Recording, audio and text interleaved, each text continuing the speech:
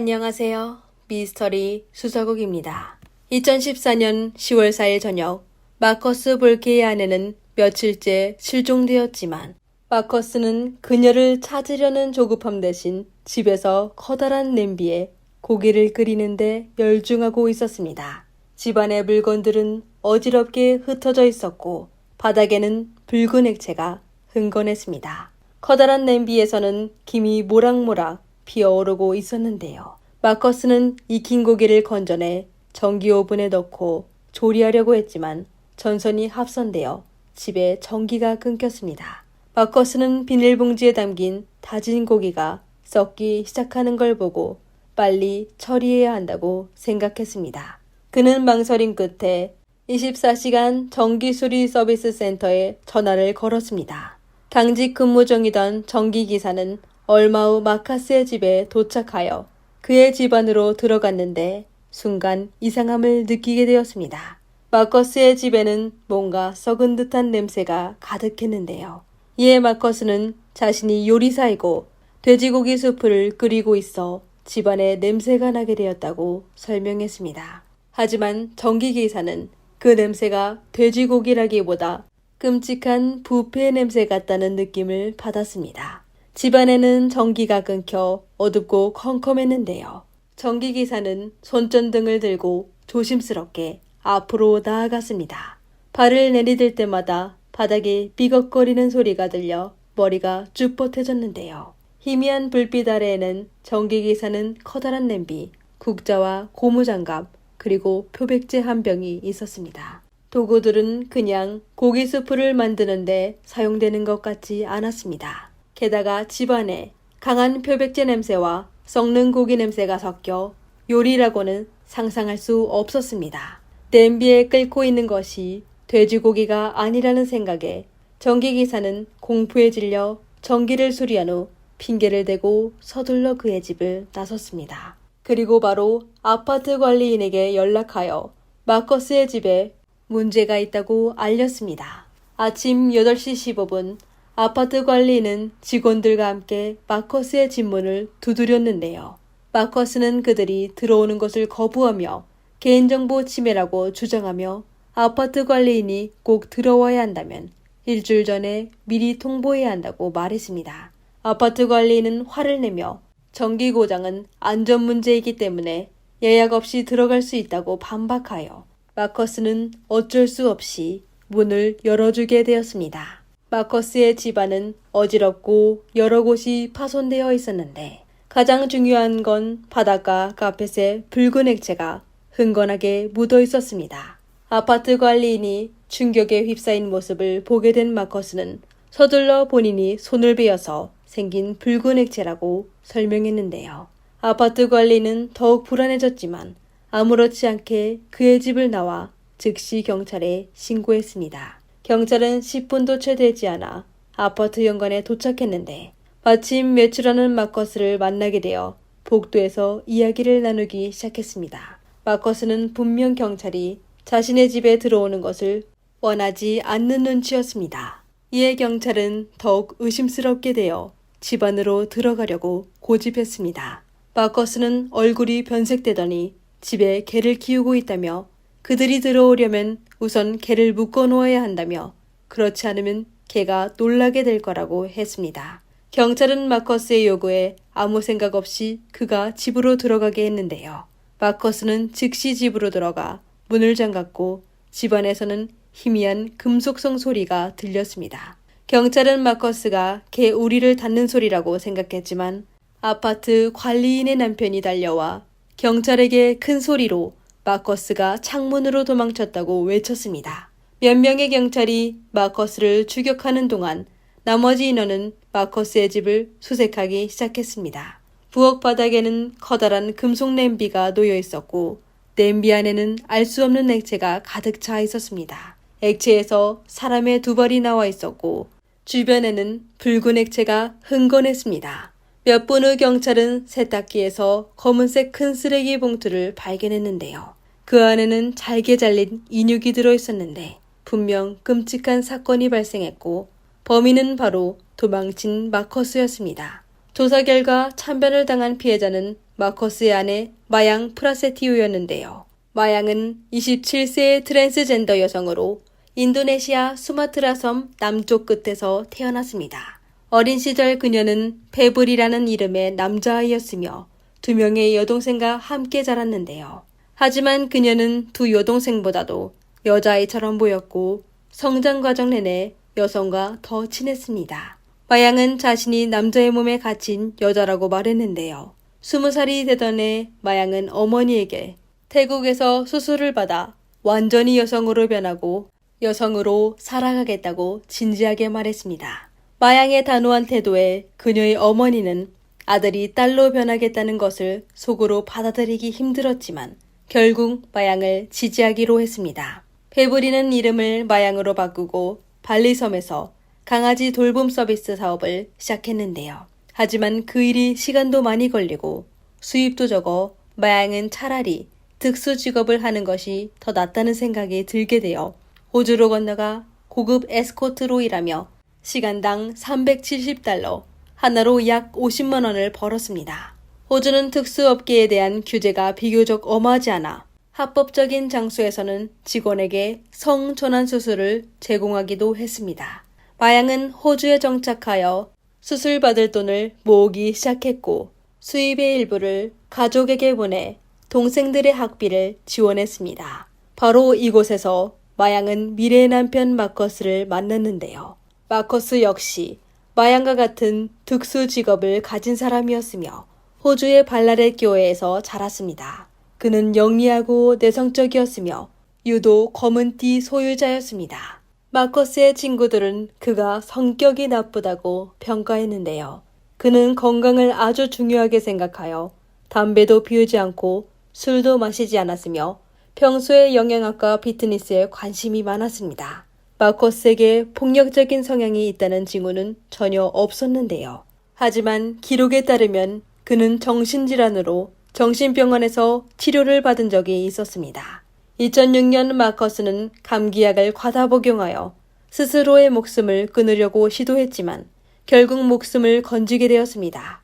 그 후 마커스는 급격히 체중이 줄어들고 만성적인 불면증에 시달리게 되었으며 중등도의 우울증 진단을 받았습니다. 그는 의사의 지시대로 한동안 약을 복용하여 치료 효과가 좋았는데요. 그러다 그는 애완동물을 키우는데 열중하게 되었으며 종종 소셜 네트워크에서 요리의 신분으로 채식 요리 레시피를 공유하기 시작했습니다. 하지만 그 기간 동안 마커스는 약 9,000달러, 하나로 약 1,230만 원의 신용카드 빚을 지게 되었는데요. 당시 마커스는 파트타임 요리사로 일하고 있었지만 정신적인 문제로 인해 지속적인 근무가 어려워 빚을 갚을 수 없었습니다. 이렇게 마커스는 빚을 갚기 위해 멜버른에서 에스코트 일을 하게 되었는데요. 그러다 그는 마양을 만나 결국 두 사람은 첫눈에 반해 서로에게 호감을 느껴 곧 결혼하게 되었습니다. 마커스는 마양이 호주 영주권자 비자를 받을 수 있도록 도왔고 마양은 멜버른과 유럽, 아시아의 트랜스젠더 클럽에서 마커스를 도왔습니다. 2013년 8월 마양과 마커스는 덴마크 코펜하겐에서 결혼식을 올렸는데요. 결혼 후 그들은 인도네시아로 가서 마양의 가족과 몇 주 동안 지냈고 발리섬에서 허니문 여행을 보냈습니다. 하지만 마양은 마커스가 결혼 사실을 가족에게 숨기고 있다는 사실을 몰랐는데요. 마커스의 가족은 그가 크루즈에서 요리사로 일한다고만 알고 있었습니다. 2013년부터 2014년까지 마커스와 마양은 아시아와 유럽을 돌아다니며 여행 경비는 모두 고급 에스코트 일로 번 돈으로 충당했습니다. 2014년 9월 말 그들은 호주 어느 아파트 건물에 거주하며 비밀리에 불법 거래를 계속했습니다. 아파트는 새로 리모델링 되었고 건물 옆에는 거대한 임대 현수막이 걸려 있었으며 세입자들이 차례로 입주하고 있었습니다. 아파트 관리인은 마커스가 아주 조용하고 꼼꼼하여 그에게 호감이 가게 되었는데요. 주변 사람들은 마커스와 마양은 다정한 젊은 부부로 알고 있었습니다. 한 명은 요리사, 한 명은 오페라 가수였고 동물을 좋아하여 집에서 강아지 3마리를 키웠으며 여가 시간에는 함께 산책을 하기도 했습니다. 사실 그들은 계속 특수 서비스를 진행하였는데요. 온라인 광고를 통해 손님을 모집하며 또 강아지를 키워 번식시켜 돈을 벌 계획을 하였습니다. 하지만 마커스의 말에 따르면 그들은 행복한 부부가 아니었는데요. 마양은 마커스에게 본인을 계속 그의 가족에게 소개시키지 않으면 그의 곁을 떠나겠다고 여러 차례 협박했습니다. 그리고 마양은 마커스의 SNS를 자주 확인하여 마커스가 다른 남성과 연락하는 것을 발견하면 바로 화를 내며 큰 소리로 싸웠습니다. 마커스의 전 남자친구는 나중에 경찰에 신문해 당시 그가 매우 우울하여 스스로의 목숨을 끊을 생각을 하기도 했다고 진술했습니다. 2014년 10월 2일 오후 마커스는 손님과 함께 산책을 하던 중 마양의 전화를 받았습니다. 마양은 전화로 큰 소리를 외치며 욕설을 퍼부었는데요. 마커스도 마치 다른 사람이 된 듯 전화기로 소리를 지르며 미치게 되었습니다. 그날 밤 11시 30분 이후에도 아파트 근처의 주민들은 마양과 마커스가 집에서 온갖 욕설로 싸우는 소리를 들었습니다. 마양은 남편 마커스를 향해 정말 바보 같아, 네 말이 믿기지가 않아 라며 욕설을 퍼부었고 싸움은 약 40분 동안 지속된 후 잠잠해졌습니다. 새벽 1시 30분 싸움이 다시 시작되었는데 싸움 소리는 훨씬 작았습니다. 마커스의 목소리는 거의 들리지 않았는데요. 그러다 몇 분 후 소리는 다시 멈추게 되었습니다. 이후 몇 시간 동안 이웃들은 더 이상 싸우는 소리를 듣지 못했는데요. 10월 3일 아침 아파트 관리는 복도에서 이상한 냄새를 맡게 되었습니다. 그녀는 복도를 여러 번 돌아다니며 결국 그 냄새가 마커스의 집에서 나는 것을 알게 되었습니다. 하지만 그녀는 이에 심각하게 받아들이지 않고 그냥 복도에 방향제 몇 개를 더 놓았습니다.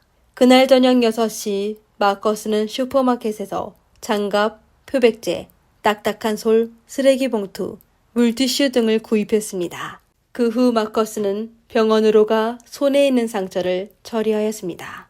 의사가 마커스에게 어떻게 된 거냐고 묻자 그는 양파를 썰다가 실수로 베인 것이라고 설명했지만 의사의 의심을 사게 되었습니다.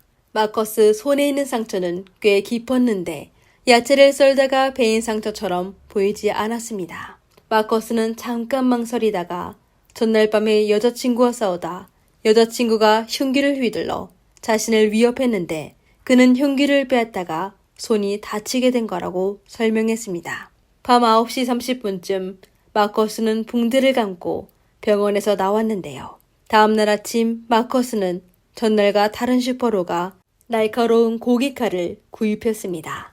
그러다 아파트로 돌아오는 길에 마침 아파트 관리인을 만나게 되었는데요.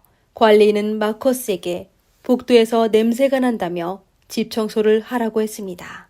오후 2시 관리인은 마커스에게 다시 메시지를 보내 아직 냄새가 난다며 빨리 제거하라고 했는데요. 오후 3시 30분 관리인은 뭔가 타는 냄새를 맡게 되어 관리인은 마커스의 문을 두드렸습니다. 마커스는 마치 막 귀가한 모습이었는데 그는 잠시 외출했는데 실수로 불 끄는 것을 잊어 냄비에 끓이던 수프가 타게 되어 냄새가 난다고 말했습니다. 그리고 그날 밤에 마커스의 집에 전기가 갑자기 끊겼습니다.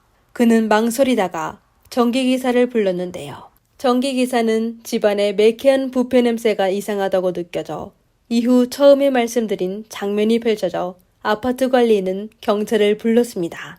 갑자기 방문한 경찰을 본 마커스는 당황해하며 경찰이 방심한 틈을 타 문을 잠그고 창문으로 도망쳤습니다. 그는 정원을 지나 울타리를 넘어 질주하여 결국 마트 옆에 있는 큰 쓰레기통에 숨었는데요. 마커스를 놓친 경찰은 경찰서로 연락하여 지원을 요청하여 더 많은 인원과 추적견이 현장에 도착하게 되었습니다. 경찰견은 마커스의 냄새를 따라가다 지하주차장의 쓰레기통까지 가게 되었습니다.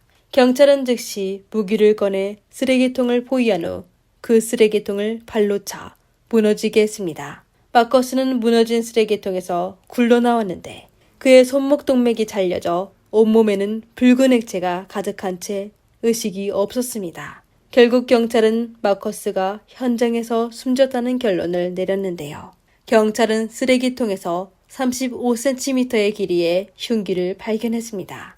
검사 결과 마커스는 바로 그 흉기로 스스로의 목숨을 끊은 겁니다. 며칠 후 법의학자는 마양을 부검하여 그녀가 생전에 심각한 공격을 받았다는 걸 알게 되었습니다. 그녀의 몸에는 여러 개의 찔린 상처와 구타로 생긴 멍과 긁힌 자국이 있었고 목의 오른쪽에 있는 상처로 숨지게 된 것입니다. 범인이 이미 숨지게 되어 사건은 그 후 바로 종결되었습니다.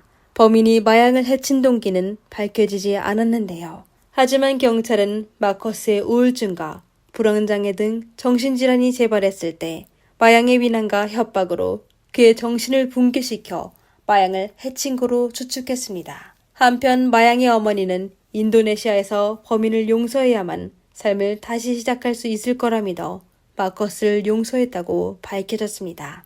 이번 사건은 여기까지입니다. 영상이 마음에 드셨다면 좋아요와 구독 부탁드립니다. 여러분의 응원에 감사드립니다. 다음 영상에서 만나요. 안녕. 어느 날 집으로 돌아갔는데 남편이나 아내가 집에 없으며 거실에는 이상한 시멘트 블록이 있으면 여러분은 무슨 생각이 들게 될까요? 늦은 밤 그 블록은 악취를 품으며 붉은 액체가 사이사이로 흘러내린다면 경찰에 신고하실 건가요? 안녕하세요. 미스터리 수사국입니다. 오늘은 홍콩의 탑 10의 기이한 사건 중 시멘트 블록에 숨긴 사람을 소개해드리겠습니다. 2016년 3월 5일 저녁 7시 30분 홍콩의 쯔이완 회요각길 DNA 6 공장 건물 9층 D실에 샤오차오라고 불리는 허링위는 평소처럼 자기 집 문을 열었습니다. 집으로 들어가자마자 그녀는 으쓱한 느낌을 들게 되어 에어컨 리모컨을 찾았지만 찾을 수 없었는데요. 그러던 중 거실에서 네모난 나무 상자를 보게 되어 아주 의아해 하였는데요. 거실에는 왜 나무 상자가 있을까요? 그녀는 큰 상자를 옮기려다 상자 안에 시멘트로 가득 차 있어 전혀 움직일 수 없어 일단 화장실로 들어갔습니다. 그러나 거실로 다시 돌아오자 바닥에 의문의 액체가 있는 걸 발견하게 되었는데요. 허링위는 가까이 다가가 자세히 확인하다 상자 안에서 붉은 액체가 흘러나오는 걸 발견하여 긴장하며 이상한 예감이 들게 되었습니다. 이와 동시에 방 한구석에 숨어있던 한 사람이 그녀를 향해 천천히 걸어갔습니다. 같은 시간에 거치해낸 남자친구가 하루 종일 연락이 안 돼 그녀는 경찰에 신고할지 고민하고 있었습니다. 그녀의 남자친구는 장왈리라고 부르며 친구들은 그를 친절하고 열정적인 사람이라고 칭찬했습니다. 장왈리는 MIT를 졸업하고 사건 당시 28세였으며 두 사람은 사귄 지 몇 년이나 되어 웨딩하우스를 구입하여 약혼하려고 했습니다. 3월 4일 장완리는 여자친구에게 친구를 찾아 투자한 500만 위안 하나로 약 9억 원을 돌려받아 신혼생활에 사용하려고 했습니다. 하지만 그가 떠난 이후 연락이 두절되었는데요. 그는 어디로 갔을까요? 거치에는 남자친구에 대해 걱정하며 왠지 이상하게 남자친구가 이미 세상을 떠났다는 생각이 들게 되었습니다. 그녀는 남자친구가 빨리 돌아왔으면 했는데 꿈속에서 남자친구가 자신에게 작별 인사를 하는 모습을 보게 되었습니다. 결국 곽치에는 3월 6일에 진안 경찰서로 전화하여 남자친구가 실종되었다고 신고하게 되었는데요. 남자친구의 사생활을 보호하기 위해 거치에는 경찰에게 한 중요한 정보를 숨겼습니다. 그녀는 남자친구의 실종이 그의 친구 아티와 관련이 있을 거로 생각했는데요. 장원리는 한때 아티를 도와 다른 사람을 협박하여 빚을 갚게 해 이익을 얻은 적이 있습니다. 그리고 남자친구의 돈은 아티의 회사에 투자되었는데요. 하지만 그건 그녀의 추측일 뿐 장원리의 실종이 아티와 아무런 관련이 없다면 아티가 그녀에게 보복하기 위해 투자한 돈을 주지 않을 수 있다고 생각하게 되었습니다. 지휘관 경찰은 장얼리의 실종 사건에 숨겨진 사실을 몰라 거치엔의 신고를 받게 되자 그냥 장얼리를 실종자 명단에 올리기만 하였습니다. 그 당시 실종자 수량이 너무 많아 경찰은 바로 수사를 시작하지 않았는데요. 어느덧 시간은 3주가 지났습니다. 3월 29일 저녁 19시에 지휘관 경찰서는 또 다른 신고 전화가 걸려왔는데요. 한탕씨 남성이 본인의 친구 아티가 문자를 보내왔는데 그는 본인이 사람을 해쳤다며 홍콩을 떠나야 한다고 했습니다. 당시의 말은 바로 경찰의 관심을 끌게 되었는데요. 경찰 조사에 따르면 아티가 바로 실종자 장얼리가 자주 연락하는 사람이었습니다. 당시의 신고 전화는 분명 중요한 단서를 제공한 건데요. 경찰은 당시가 제공한 주소로 바로 DNA 6 공장 건물 9층 DO실에 도착하여 초인종을 눌렀지만 아무런 반응이 없었습니다. 조용한 현장 분위기에 이상한 느낌이 들게 되었습니다. 이 문 뒤에는 어떤 숨겨진 비밀이 있을까요?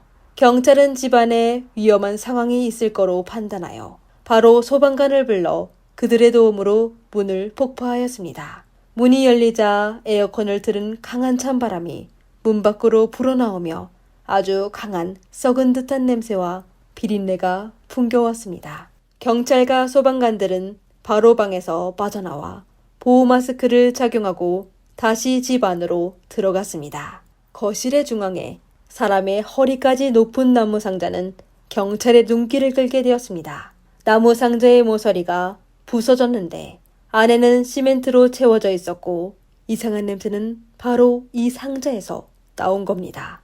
경험이 풍부한 경찰도 이 상황에 충격을 받게 되었는데요.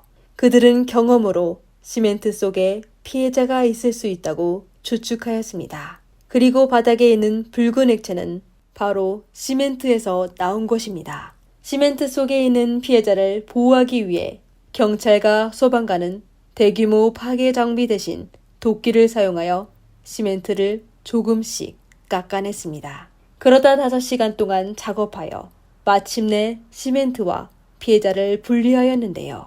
한 키가 170cm가량의 남성이 아기처럼 몸을 웅크린 채 있었는데 그의 몸은 이미 굳어 있었습니다. 분명 범인이 피해자를 나무 박스 안에 가두기 위해 그의 몸을 억지로 접은 거였습니다. 그 당시 경찰은 그를 다시 누운 자세로 되돌릴 수 없었는데요. 이 피해자의 복장은 장얼리가 실종할 때 입었던 옷과 똑같은데 이 사람이 바로 장얼리였을까요? 피해자의 몸은 완전히 부패했으며 시멘트가 굳을 때 발생하는 열로 그의 몸에는 화상 자국이 남아 있었습니다. 따라서 경찰은 당분간 피해자의 얼굴을 통하여 신원을 확인할 수 없게 되었는데요. 그들은 바로 피해자의 시신을 실험실로 보내 검사하게 하였습니다. 한편 경찰은 건물의 직원으로부터 CCTV 영상을 확보하여 조사하기 시작했는데 3월 4일 세입자 아티가 실종자 장얼리와 기타 여성 남성과 함께 엘리베이터를 타고 거주지로 들어가는 것을 발견하였습니다. 그리고 장얼리는 다시 CCTV에 나타나지 않았는데요. 경찰은 또 CCTV를 통하여 장얼리가 실종된 날 다른 사람들이 집을 여러 차례 나가 밧줄과 테이프 그리고 시멘트와 나무판 등을 구매하여 집으로 들어간 모습을 발견하였습니다. 이건 여러 명이 피해자를 해친 행동에 참여했다는 것인데요. 이후 경찰은 장얼리가 실종 전에 마지막으로 통화한 기록을 확인하여 그가 아티와 연락을 했다는 사실을 알게 되었습니다.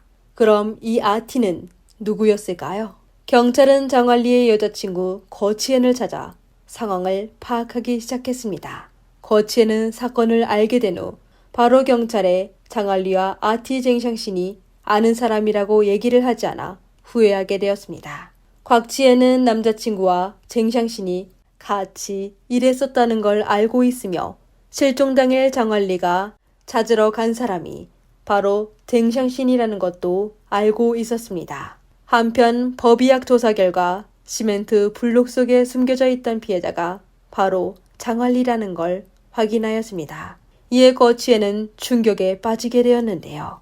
법의학자는 장활리의 몸에서 대량의 삼염화 메탄과 알코올을 추출했으며 그의 온몸에 수많은 침을 맞은 흔적도 발견하였습니다. 법의학자는 장활리가 숨지기 전에 대량의 알코올과 마취제 주사를 맞게 되었으며 몸에 있는 파리로 그가 최소 3주 전에 숨지게 되었다고 추측하였습니다. 그 시간은 장활리가 사라진 시간과 일치하여 아마 쟁샹신을 만나러 간 날에 숨지게 되었을 것입니다.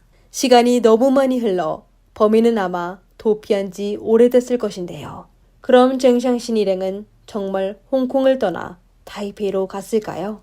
경찰은 쟁샹신을 조사하여 그가 확실히 떠났으며 그와 함께 타이베이로 간 사람은 류시아오, 장산원과 샤오차우 허링이 있었다는 사실을 알게 되었습니다. 홍콩 경찰은 바로 소식을 타이베이 경찰에 전했으며 현지 경찰은 바로 현지의 수천 곳의 거리와 도시를 감시하며 조사하기 시작했습니다. 하지만 이들은 행방을 찾을 수 없었는데요. 경찰의 수사가 다시 미궁 속으로 빠지게 되자 사건에 관련된 중요한 사람이 나타났습니다. 그 사람이 바로 유일한 여성용의자 허링이었는데요. 4월 10일 허링이는 직접 타이베이시 경찰서 원산 이지서로가 신고하였습니다. 그녀는 타이베이에 있는 동안 3명의 범인에게 여권을 압수당했다고 하였는데요. 그녀는 본인도 참변을 당할까봐 홍콩에 있는 남자친구 리모 씨에게 도움을 요청했는데 리모 씨는 여자친구의 말을 듣고 바로 타이베이로 가 그녀와 함께 경찰서에 가 범인을 신고하였습니다. 허링이는 쟁샹신과 그의 친구들이 장할리를 해친 사실을 알고 있지만 본인은 참여하지 않았다고 하였는데요. 이 소식을 접한 홍콩 경찰은 허링이에게 법적 책임을 최대한 줄이려면 자신이 알고 있는 모든 걸 사실대로 얘기해야 한다고 하였습니다. 이렇게 허링이는 긴장된 상태에서 사건을 일일이 얘기하게 되었습니다. 허링이는 쟁샹신의 회사에서 비서로 일했으며 평상시 그의 집에서 자곤 하였다고 했습니다. 3월 4일 그녀는 방 안에서 낮잠을 자고 있었는데 갑자기 아래층에서 충돌하는 소리가 전해와 깨어나게 되었는데 아래층으로 내려가서 상황을 살펴보려던 중 류시아우와 장활리를 해치려고 계획하는 걸 듣게 되어 충격에 빠지게 되었습니다. 그러다 30분쯤 지나 한 낯선 남자가 문을 두드리며 집으로 들어왔는데요. 두 사람이 얘기하던 중 한 사람이 낯선 남자의 목을 조르기 시작했습니다. 그리고 쟁샹씨는 주사바늘을 그 남자의 다리와 발바닥을 찔러 그 남자를 숨지게 했습니다. 쟁샹씨과 다른 몇 명의 사람들은 그 남자가 숨진 걸 보고 그를 처리하는 방법을 생각하기 시작했는데요. 냉동실에 넣고 쓰레기통에 버리기와 심지어 피해자를 먹어버리려고 하였습니다. 결국 그들은 온라인에서 시멘트를 구매하여 그 남자를 시멘트 안에 넣어버리려고 했습니다. 그리고 문 닫히는 소리와 함께 아래층은 조용해졌는데요. 그녀는 세 사람이 나가자 아래층으로 내려갔는데 그 낯선 남자는 바닥에 쓰러져 기절한 상태였습니다. 허링이는 이 틈을 타 그 집을 떠나려고 했지만 도중에 쟁샹신의 전화를 받게 되어 겁먹게 된 그녀는 다시 집으로 돌아갈 수밖에 없었습니다. 그녀가 다시 집으로 돌아갔을 때 거실 중앙에는 시멘트 블록이 놓여 있었으며 바닥에는 붉은 액체가 계속 흘러나오고 있었습니다. 시멘트를 빨리 굳게 하기 위해 그들은 에어컨을 최저온으로 하였는데요. 그리고 악취를 덮기 위해 향수와 방향제를 잔뜩 뿌렸습니다. 그러다 그들은 시멘트 블록을 만든 후에 무게가 너무 무거워 움직일 수 없다는 걸 알게 되어 시멘트 블록에 있는 피해자를 데려가려고 했지만 또 실패하게 되었습니다. 결국 그들은 시멘트 블록을 거주지에 두고 사건이 사람들에게 알려지기 전에 다른 두 사람과 함께 홍콩을 떠나려다 허랑이가 본인들의 범행을 신고할까봐 그녀를 협박하여 같이 타이페이로 가게 되었습니다. 그들은 문신을 바꾸고 머리를 염색하여 다른 사람의 정보로 여권을 만들어 호텔에 체크인하여 경찰이 그들을 찾지 못하게 되었습니다. 그들은 원래 10만 위안, 하나로 약 1,820만 원을 들고 도피했지만 걷잡을 수 없는 지출로 인해 2주 만에 1,000위안, 하나로 18만 원도 채 안 되게 되었습니다. 허랑이가 제공한 단서로 타이베이 경찰은 바로 3명의 범인을 찾아내 4월 11일 오후 그들을 체포하였습니다. 그 당시 3사람은 길거리 생활을 하고 있었는데 체포된 뒤 경찰서에서 배불리 식사할 수 있게 되었습니다. 대만과 홍콩에 범죄인 인도 조약이 없어 타이베이에서는 그들이 체류기한이 넘었다는 이유로 체포하여 공항에서 홍콩 경찰에 인계하였습니다. 법정에서 장알리의 여자친구는 3사람 모두 범행 동기가 있었다고 경찰에 증언하였는데요. 3월 4일 그녀는 남자친구 장알리가 쟁샹신으로부터 500만 위안의 수표를 받을 것이라고 얘기하는 걸 듣게 되었습니다. 쟁샹신은 아마도 그 돈 때문에 장알리를 해칠 가능성이 컸습니다. 하지만 쟁샹신은 그와 장알리가 비즈니스 파트너라고 하며 사건 발생 전 장알리가 그에게 해외의 부동산을 투자하겠다며 그에게 돈을 빌려달라고 했지만은 쟁샹신은 사건 당시 3사람 모두가 장알리를 기절하게 했다고 하였습니다. 하지만 그는 장알리를 일부러 숨지게 한 게 아니라고 하였는데요. 쟁샹신 외 몇 명은 이미 장알리를 해치려는 거고 범행을 저지르는 거에 증거가 충분하였습니다. 법정에서 류시아오와 장산엉의 변호인은 그들이 쟁샹신에 속아 범행을 저지르게 됐다며 장산엉은 사제 편지의 투옥 기간을 충분히 회개했으며 쟁샹신과 피해자를 어떻게 처리할지 논의하고 타이베이로 탈출한 시기가 자신의 인생에서 가장 힘들었던 시기라고 하였습니다. 그리고 그는 앞으로 좋은 사람이 되어 영원히 장알리를 해친 사실을 잊지 않을 거라고 했습니다. 그리고 판사는 이번 사건을 2015년 쟁샹신 피해자에게 금융회사에서 돈 빌리는 방법을 가르쳐 장알리가 이틀 만에 많은 돈을 벌어 쟁샹신의 영향으로 그는 직장을 그만두고 큰 돈을 벌고 싶었는데 결국 그의 인생은 이에 따라 점점 하락하게 되었다는 사실을 알게 되었습니다.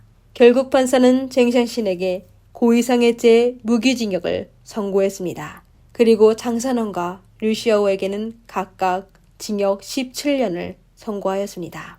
허링이는 장알리 사건에 직접 참여하지 않았고 바로 자수하여 또 어떻게 보면 피해자기도 하여 법원과 경찰은 그녀에게 처벌하지 않았습니다. 이번 사건의 시작은 사실 인간의 탐욕이었습니다. 하지만 장알리는 다시 시작할 기회가 없었습니다. 돈은 우리의 삶에서 아주 중요했지만 돈을 위해 모든 일을 해서는 안 됩니다. 조금의 이익 때문에 미래를 버리지 마세요. 오늘의 영상은 여기까지입니다. 영상을 재미있게 보셨다면 좋아요와 구독 부탁드립니다. 미스터리 수사국이었습니다. 다음 영상에서 뵙겠습니다. 2012년 10월 29일 중국 광시성 구일인시에서 잔인한 멸문 사건이 벌어졌습니다. 범인은 노인 부부를 해쳤을 뿐만 아니라 7살의 아이도 숨지게 하였는데요. 그는 도대체 피해자와 무슨 원한이 있길래 온 가족을 해치게 되었을까요? 사건은 경찰 수사로 예상치 못한 진실이 밝혀지게 되었습니다. 안녕하세요. 미스터리 수사국입니다. 다음 저희와 같이 이번 사건을 확인해 봅시다. 2012년 10월 29일 오전 8시 중국 광시성 구일인시의 한 초등학교 교사 당시 선생님은 자신의 반 학생 탕위핑이 결석하게 된 걸 알게 되었습니다. 아이의 가족은 아이 대신 휴가를 요청하지 않았는데 아무 말 없이 결석한 적이 한 번도 없어 당시 선생님은 바로 탕위핑의 아버지에게 전화를 걸었습니다. 탕위핑의 부모님은 외지에서 일하고 있어 아이는 조부모와 함께 살고 있었던 것입니다. 선생님의 전화를 받게 된 아버지는 바로 아이의 할아버지에게 전화를 했지만 누구도 전화를 받지 않아 누나에게 전화하게 되었습니다. 누나는 이웃마을에 살고 있었는데 걱정하며 아버지의 집을 찾아갔습니다. 아버지의 집에 도착한 누나는 여러 번 노크했는데도 문을 열어주는 사람이 없어 본인이 들고 있는 키로 문을 열고 집 안으로 들어갔는데 집에는 아무도 없었습니다. 집안은 깔끔하지는 않았지만 그렇다고 아주 지저분하지도 않습니다.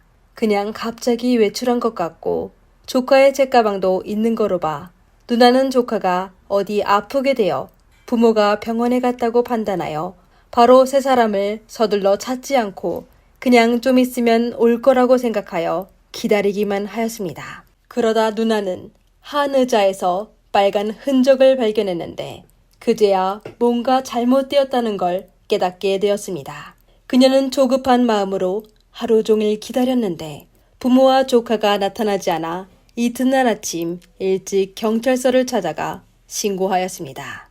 얼마 안 돼 경찰은 현장에 도착하여 바로 탕씨 노인의 집을 수사하기 시작하였습니다.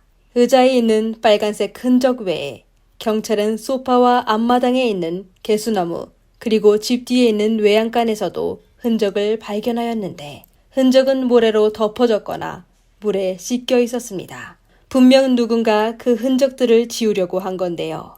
경찰은 사방에 흩어진 흔적에 대해 DNA 검사를 진행하여 전부 어린아이와 그녀의 조부모의 것으로 확인되었습니다. 다시 얘기하자면 세 사람은 이미 숨졌을 가능성이 높았습니다. 경찰은 탕씨 노인의 집에서 다른 유력한 단서를 찾지 못하여 경찰견을 투입하여 세 사람을 찾기 시작했는데요. 경찰은 마당에 남은 흔적의 냄새를 맡은 후 바로 집 뒤편의 길을 따라 달렸습니다. 그러다 얼마 지나지 않아 갈림길에 도착하였는데 경찰견은 그곳에서 머물게 되었는데요. 경찰견은 오랫동안 제자리에서 냄새를 맡더니 이상하게 다시 탕씨 노인의 집으로 돌아갔습니다. 경찰은 경찰견의 행동을 이해할 수 없었는데요. 할 수 없이 경찰견을 이용하여 피해자를 찾는 걸 포기하고 우선 범인을 찾기로 결정하였습니다. 경찰은 우선 사건을 강도 사건으로 지목하여 탕씨 노인의 집을 조사하기 시작했는데 방에는 누군가가 뒤진 흔적을 찾지 못하였습니다. 그리고 캐비넷에 숨겨진 연금은 그대로여서 범인이 돈 때문에 노인 부부와 아이를 해친 게 아닌 것 같았습니다. 그리고 피해자의 나이로 감정적인 갈등으로 일어난 사건은 더더욱 아니었을 건데요. 그럼 범인의 동기에 대해 단 하나의 가능성이 남아있는데 바로 증오였습니다. 경찰은 바로 마을에 누가 탕씨 노인과 갈등이 있는지 조사하기 시작하였습니다. 그리고 얼마 안 돼 바로 유력한 용의자를 지목하게 되었는데요.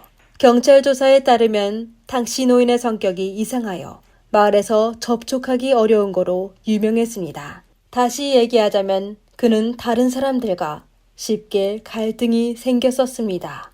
이에 경찰은 범인이 같은 마을의 주민인 거로 추측하였습니다. 그리고 그게 범인이 왜 7살 아이를 숨지게 했는지에 대한 이유였을 것입니다. 그는 아이가 추후 본인을 알아볼까봐 두려워서였습니다. 분명 범인은 탕씨 노인의 가족과 전부 아는 사이였는데요. 경찰은 해당 지역의 주민들을 조사하기 시작하여 탕씨 노인이 마을의 여러 주민과 갈등이 있었다는 사실을 알게 되었습니다. 그 중에 갈등이 가장 심한 사람은 바로 탕진이라는 그의 친척이었습니다. 수년 전 두 사람은 조상의 무덤에 심어있는 개수나무 때문에 놓고 치열하게 싸운 적이 있었습니다. 그 개수나무는 원래 탕진이 묘지 옆에 심은 건데 탕씨 노인은 그 나무가 본인이 소유하고 있는 무덤 주변에 있어 본인 것으로 생각하여 당시 개수나무의 가격이 높아 탕씨 노인은 나무를 뿌리까지 파내 높은 가격으로 팔았습니다. 탕씨 노인의 무례한 행동에 탕진을 화나게 하여 두 사람은 서로 증오하게 되었습니다. 탕씨 노인은 심지어 탕진의 환갑에도 오지 않았으며 본인에게 무슨 일이 생기면 무조건 탕진이 한 짓일 거라고 하였습니다. 마을 주민들의 진술에 따라 경찰은 바로 탕진의 집을 찾아가 조사하기 시작했는데요. 경찰이 탕진에게 탕씨 노인 일가족이 실종된 사실을 아느냐고 묻자 탕진은 전혀 모른다고 말했습니다. 당시 탕씨 가족의 실종이 마을 전체에 퍼졌는데 그는 왜 모른다고 했을까요? 그리고 탕진의 아내도 사건 발생 이튿날에 남편과 이 사실을 얘기한 적이 있었다고 했는데 분명 탕진은 거짓말을 한 거였습니다. 이렇게 경찰은 그를 유력한 용의자로 지목하여 그를 경찰서로 데려가 정식 신문하게 되었습니다. 당시 노인 가족이 실종한 10월 28일 저녁에 그는 이웃의 집으로 가 그들이 마작하는 걸 구경했다고 하였습니다. 하지만 경찰은 마을 주민이 사실 10월 27일에 마작한 거로 조사되었는데 분명 당진은 거짓말을 한 것입니다. 이렇게 경찰은 당진이 당씨 가족을 해쳤다는 거에 확신하게 되었는데요. 하지만 현장의 물적 증거가 너무 부족하여 경찰은 당진에게 유죄 판결을 하기에는 너무 부족하여 경찰은 다시 경찰견과 같이 당시 노인의 집으로 돌아가 새로운 증거를 찾기로 결정하였습니다. 이번에 경찰견은 지난번과 정반대의 길을 선택하였는데 마침내 도로 옆에 잡초 속에서 작은 깔창을 발견하게 되었습니다. 당시 노인의 딸은 바로 그 깔창이 조카 것이라고 확인했습니다. 경찰견의 추격 노선이 맞았는데 분명 실종자 3명은 근처에 있을 것이라고 생각되었습니다. 경찰은 인근 지역을 다시 꼼꼼히 수색하여 가까이에 있는 산에서 천연 동굴을 발견하게 되었는데요. 그들은 동굴에 들어가 돌로 덮여있는 가방 몇 개를 발견하게 되어 심각한 생각이 들게 되었습니다. 아니나 다를까 그 가방 안에는 이미 숨진 피해자 3명이 들어있었습니다. 법의학자 테스트 결과 3명 모두 전부 둔기에 맞아 심각한 뇌 손상으로 숨지게 된 거고 숨진 시간은 10월 28일 저녁 20시부터 22시 사이로 판단되었습니다. 조사에 따르면 몇십 년 전까지만 해도 그 동굴은 외부에 노출되었었는데 30년 전부터 잡초에 뒤덮이게 되었습니다. 따라서 마을 주민 중 30세 미만의 청년들은 산에 그 동굴이 있는 것조차 몰랐습니다. 이렇게 경찰은 당진이 사람을 해친 거에 더욱 확신하게 되었는데요. 게다가 경찰이 당진을 신문했을 때 그의 오른손에는 여러 개의 붕대가 감겨 있었는데 동굴 입구에는 가시덩굴이 많아 이에 경찰은 당진이 가시덩굴에 다치게 되었다고 추측하여 그에게 손에 있는 상처가 어떻게 된 거냐고 물었습니다.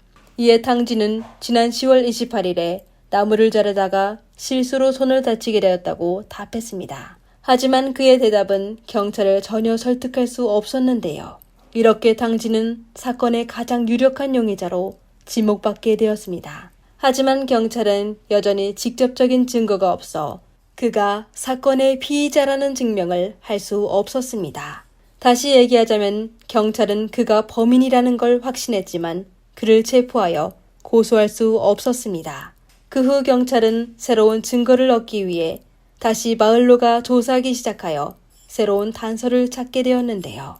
2012년 11월 7일 당시 일가족이 실종된 지 10일째 되는 날에 경찰이 탕요밍이라는 마을 주민을 방문했을 때 경찰은 그의 이상한 행동에 의심하게 되었습니다. 그는 몇 년 전에 마을을 떠나 시내에서 농산물 용품 상점을 운영하였습니다. 경찰이 그에게 당시 일가족이 실종한 거에 대해 알고 있냐고 묻자 탕요밍은 가게에서 다른 사람들이 알려줘 안다고 하였습니다. 사실 탕요밍은 사고 발생 후 얼마 안 돼 가족과 함께 마을을 방문한 적이 있어 분명 마을에서 그 소식을 듣게 되었을 것인데 그는 왜 본인의 가게에서 손님들한테 들었다고 했을까요? 경찰은 탕요밍의 거짓말에 그를 의심하기 시작했습니다.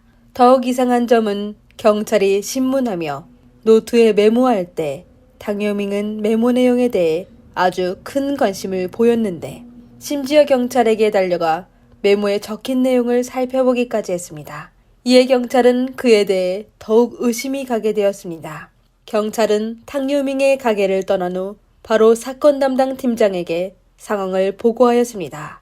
보고를 받게 된 팀장도 탕요밍에 대해 의심하게 되어 팀원에게 탕요밍의 가게로 돌아가 그를 통제하라는 지시를 내렸습니다. 하지만 그들이 다시 탕요밍의 가게로 갔을 때 가게 문은 닫혀 있고 그는 어디에 갔는지 사라졌습니다. 하지만 경찰이 떠난 지 얼마 안 돼 탕요밍이 멀리 가지 못했을 거라 판단하여 곧바로 가게의 뒷문으로 가 그를 받기로 결정하였습니다. 아니나 다를까 그들은 뒷문에서 막 떠나려는 탕요밍을 보게 되었습니다. 이렇게 그는 뒷문에 숨어있던 경찰에 체포되었는데요.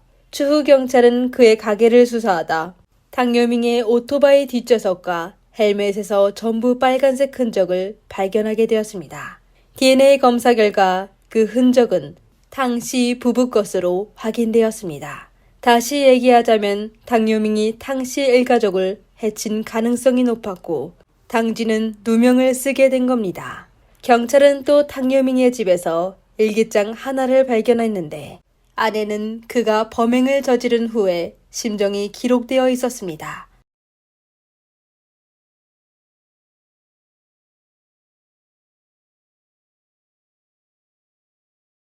체포된 후 당요밍은 바로 본인의 범행 동기와 범행 사실을 자백하였습니다.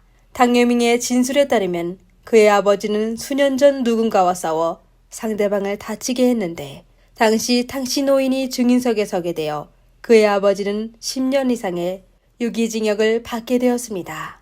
그 사건의 증거가 분명했지만 당요밍은 모든 불행이 탕씨 노인 탓이라고 생각하여 그 후부터 그는 탕씨 노인과의 갈등이 점점 깊어지게 되었습니다. 2008년 당요밍은 자신의 농지를 양어장으로 하기로 결정하였는데요. 탕씨 노인의 집 뒤편의 길은 당요밍이 자재를 운반할 때 반드시 지나야 하는 길인데 노인은 당요밍을 못 지나게 하여 결국 그의 양어장은 5년 동안 짓지 못하였습니다.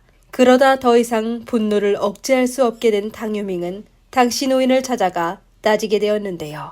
2012년 11월 28일 저녁 당요밍이 당씨 노인의 집에 도착했을 때 당씨 노인은 손녀와 함께 TV를 보고 있었습니다. 당요밍은 당씨 노인의 집으로 들어가 그와 몇 마디 말만 나누다가 바로 다투게 되었는데 당씨 노인은 주방으로 들어가더니 날카로운 무기를 집어들고 당요밍을 집 밖으로 몰아냈습니다. 그러다 외양간에 도착했을 때 당씨 노인은 더 이상 그를 따라잡을 수 없게 되었는데요. 바로 이때 도망가던 당요밍은 자신이 한 노인에게 쫓겨다니는 게 수치스럽다고 생각되었는지 오토바이에 있던 세막대를 꺼내 당씨 노인의 머리에 내리쳤습니다. 이때 침실에 있던 당씨 노인의 부인이 이상한 소리에 밖으로 나가게 되었는데 두 사람이 다투고 있는 상황을 목격하게 되어 남편에게 달려가 도와주려고 했습니다. 하지만 이미 제정신이 아닌 당요밍은 당씨 노인을 해친 후 그의 부인을 향해 세막대를 휘둘렀습니다. 곧 당씨 부인도 숨지게 되었습니다. 바로 이때 피해자의 7세 손녀 당위핑도 방에서 나가게 되었는데 눈앞에 벌어진 광경을 보고 겁먹어 울게 되었습니다. 당요밍은 아이의 울음소리가 다른 이웃의 관심을 끌까봐 두려웠으며 또 추후 소녀가 본인이 한 짓을 폭로할까봐 어린아이도 해쳤습니다. 모든 걸 마친 그는 현장의 흔적을 처리하고 숨진 세 사람을 자루에 담았습니다. 그 후 그는 오토바이를 이용하여 세 사람을 집 뒷산으로 옮겨 묻으려고 했는데 세 사람의 무게가 너무 무거워 당요밍의 오토바이가 균형을 잃고 바닥에 쓰러지게 되었습니다. 이때 당요밍은 갑자기 탕씨 노인의 집 동쪽에 동굴이 있다는 게 기억이 나 다시 그의 집으로 돌아가 세 사람을 동굴 안으로 끌고 들어간 후 자갈로 덮어놨습니다. 바로 이에 따라 경찰견이 당시 뒷산으로 갔다가 다시 돌아가게 된 거였습니다. 결국 당시 노인 일가족의 사건은 광시성 9.1인 중급인민법원에서 공식적으로 재판하게 되었습니다.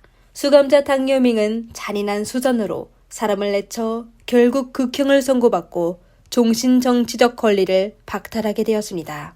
이상 오늘 영상의 전부 내용입니다. 시청자 여러분은 이번 사건에 대해 어떻게 생각하시나요?